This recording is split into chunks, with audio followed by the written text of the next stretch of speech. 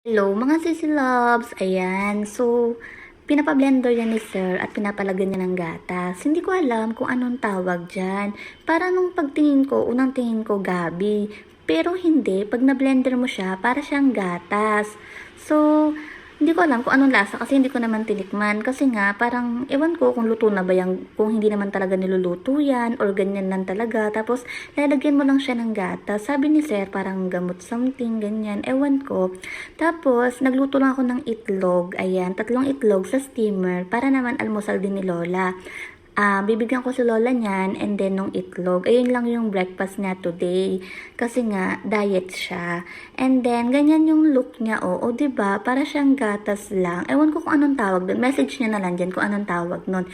And then, ilalagay ko muna siya sa ref para medyo malamig mamaya. Maaga pa naman.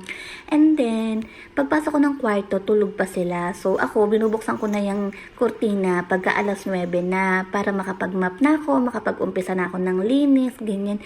Hanggat tulog pa sila. Kasi pagka nandiyan na si Lola at nakaupo na siya dyan sa trono niya, nakakahiya na maglinis. O, 'di ba? Kaya ganyan.